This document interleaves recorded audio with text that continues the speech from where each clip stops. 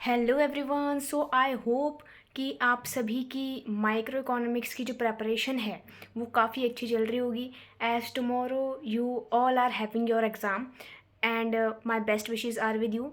बस आपको अभी क्या करना है, अभी सिर्फ अपने नोट्स पे ध्यान देना है एंड जो भी कंसाइज मटेरियल आपने अभी तक पढ़ा है एंड जिन्होंने अभी तक नहीं पढ़ा है तो थोड़ा तो पढ़ना चाहिए यार पास होने के लिए।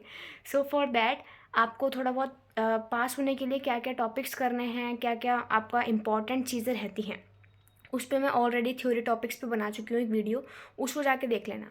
बिकॉज फॉर सोल इकॉनर्स you might be getting many questions from the theory portion and the less portion will be coming from your numerical. So you no need to worry about the numerical part, बस थोड़ा theory पे focus करना। Okay and theory topics का important चीज़ आपको कहाँ से मिलेंगी, important topic जो आपको पूरे फोकस एरियाज पे रखने हैं, वो सारी वीडियो में एक थंबनेल आपको यहाँ पे शो हो रहा होगा and link also I have given in the description box as well as comment box. ठीक है, अब बात रहती है कि आपको किस तरीके से अटैम्प्ट करना है, अप्रोच क्या होनी चाहिए आपकी अटैम्प्ट करने के लिए पेपर। ओके सो सबसे पहले तो आप जितने भी ग्राफ्स हैं आपके गिवन सिलेबस के अंदर वो आप कर लीजिए। ओके सो आपके ग्राफ से क्वेश्चन बन जाएंगे। आपका जो आपका ओवर टाइम वाला ग्राफ रहता है एंड जो आपके कॉस्ट कर्व्स रहते हैं, तो वो सारे ग्राफ्स जो हैं वो काफ़ी इंपॉर्टेंट रहने वाले हैं। So do focus on that area. And बात रही कि अगर हमें कुछ भी समझना है तो हम क्या करें, देखो हर एक क्वेश्चन में एक ऐसी टर्म आपको ज़रूर दिखेगी जो आइडेंटिकल होगी जो आपने पढ़ा होगा उससे, तो आप उस टर्म को डिफाइन करके वहाँ पे आ सकते हो।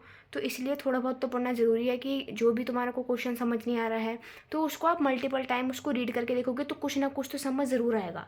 ठीक है, इंग्लिश समझ नहीं आ रही तो उसका हिंदी पोर्शन पढ़ोगे तो थोड़ा बहुत आपको वहाँ पे समझ आ रहा होगा। ओके नाउ बात रही कि किस तरीके से आपको क्वेश्चन समझना है, किस तरीके से अटैम्प्ट करना है। सबसे पहले जो भी क्वेश्चन आपको पूछा गया है अगर वो आपको आता है, जो भी सेक्शन आपको पहले आता है तो आप उसको अटैम्प्ट करिए एंड आप सारे क्वेश्चन एक सेक्शन के एक साथ ही अटैम्प्ट करिएगा। मिक्स मत करना कि सबसे पहले सेक्शन ए का करा फिर सेक्शन बी फिर सेक्शन ए दोबारा आ रहे हैं, नहीं। It provides inconvenience to the examiner जब वो चेक करते हैं and also in the instruction box it is clearly written that you have to attempt a section at a time. Okay so आपको एक सेक्शन एक टाइम पे ही attempt करना होता है, तो that will be beneficial for all of you.